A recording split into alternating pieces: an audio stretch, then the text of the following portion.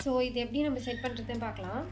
இப்போ நம்மளோட ஹூப் ஸ்டாண்ட்லேருந்து ஹூப் எடுத்திங்கன்னு பார்த்தீங்கன்னா 2 இருக்கும். ஒன்று வந்து இது மாதிரி இருக்கும், ஒன்று இது இல்லாமல் இருக்கும், ஃபுல் ரவுண்டாக இருக்கும். இப்போ இது மாதிரி இருக்கிறத வந்து நம்ம வந்து ஃப்ரண்ட்டில் வைக்கணும். ஓகேவா? இதை வந்து நம்ம பாட்டமில் வைக்கணும். ஸோ ஃபஸ்ட்டு நான் இதை பாட்டமில் வைக்கிறேன். அது மேலே ஒரு கிளாத்தை வந்து நான் இதில் போட்டு வைக்கிறேன். ஓகே, ஸோ நான் கிளாத் போட்டதுக்கப்புறம் கிளாத்தை நல்லா ஸ்ப்ரெட் பண்ணி விட்டுருங்க. இப்போ நான் இந்த டாப் இருக்கு இல்லையா, இந்த ஊப்பு இருக்கு இல்லையா, அதை வந்து நான் ஸ்ட்ரெயிட்டாக வச்சு ஃபிக்ஸ் பண்ணுறேன். நான் எப்படி புஷ் பண்ணுறேன் பாருங்கள். ஏற்கனவே இந்த ஹூக் வந்து கொஞ்சம் லாக்கில் இருக்குது. ஸோ அதை நான் வந்து ரிலீஸ் பண்ணி விட்டுட்டு லூஸ் பண்ணிவிட்டு நான் வந்து இதை எக்ஸ்டெண்ட் பண்ண போகிறேன். இந்த கிளாத்துக்குள்ளே வரையும் செட் ஆகிறதுக்காக நான் இதை லூஸ் பண்ணி விடுறேன். ஓகேவா? லூஸ் பண்ணிவிட்டு இதை நான் இப்படி ப்ரெஸ் பண்ணி விடுறேன் சுற்றி.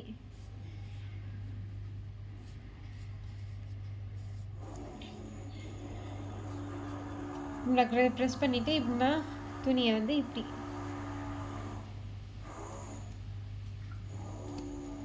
இழுக்கணும்.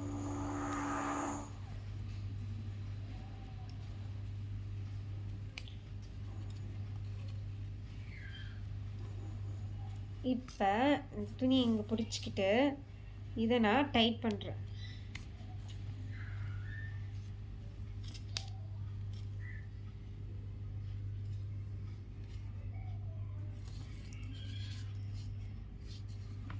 இப்போ நான் இந்த துணியோட பாட்டம்லேருந்து இதை இப்படி இழுக்கிறேன். ஓகேவா?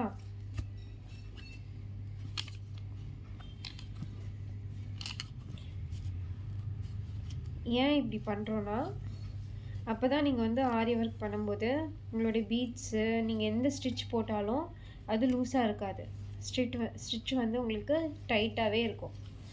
ஓகேவா? இது வந்து ரொம்ப இம்பார்ட்டண்ட். நீங்கள் ஃப்ரேமில் எந்த அளவுக்கு துணியை வந்து ஃபிட் பண்ணுறீங்கன்றதை பொறுத்து தான் உங்கள் ஆரி ஒர்க்கு பேசும்.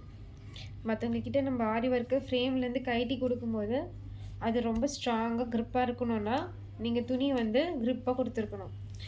ஸோ இது வந்து ரொம்ப ரொம்ப இம்பார்ட்டண்ட்.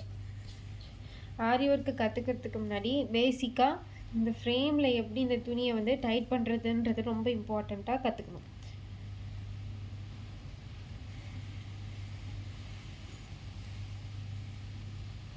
அதுக்காக ரொம்பவும் டைட்டாக நீங்கள் பண்ணிட்டீங்கன்னா இந்த சரி எட்ஜஸில் இருக்கு இல்லையா, இந்த துணி வந்து எடுக்கும்போது உங்களுக்கு கேப்பு தெரிய ஆரம்பிச்சிடும்.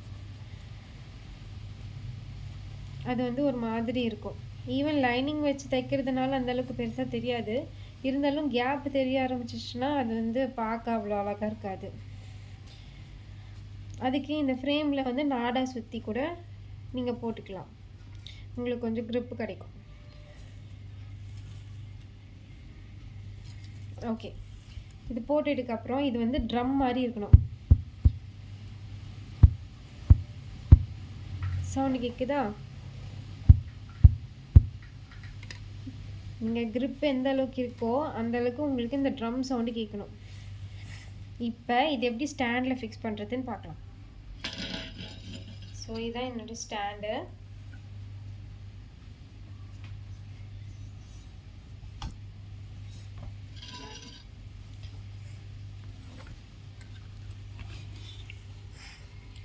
இப்போ இந்த மார்க் இருக்கு இல்லையா, இந்த மார்க்கை வந்து இந்த மார்க்குக்கு நேராக பண்ணணும். இந்த மார்க்கை இந்த மார்க்குக்கு நேராக தான் ஃபிக்ஸ் பண்ணணும். ஏன்னா இந்த கேப்புக்குள்ளே வந்து neck U shape, we shape, எந்த நெக் வரி தந்தாலும் அந்த கேப் வந்து இங்கே இருக்கணும். ஏன்னா இந்த இடம் வந்து உங்களுக்கு லூஸாக இருக்கும். ஸோ இந்த மார்க்கை இந்த மார்க்கு கீழே தான் பண்ணணும்.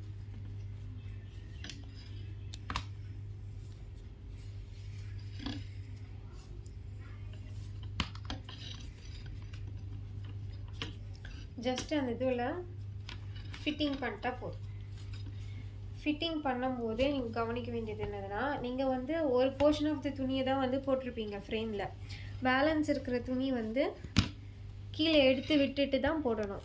அதாவது அந்த பேலன்ஸ் இருக்கிற துணியோடு சேர்த்து ஃப்ரேம் உள்ள வைக்கக்கூடாது. அப்படி பண்ணிங்கன்னா சப்போஸ் சம்டைம்ஸ் இந்த சைடு ஏதாவது ஸ்டிச்சஸ் வரும்போது நம்ம அந்த துணியும் சேர்த்து ஸ்டிச் பண்ணுற மாதிரி ஆகிடும். சவுண்டு கேட்குதா? இன்னும் வேணும்னா கூட நீங்கள் க்ரிப்புக்கு டைட்டாக இழுத்துக்கலாம். இதுக்கப்புறம் தான் நம்ம ஸ்டிச்சஸ்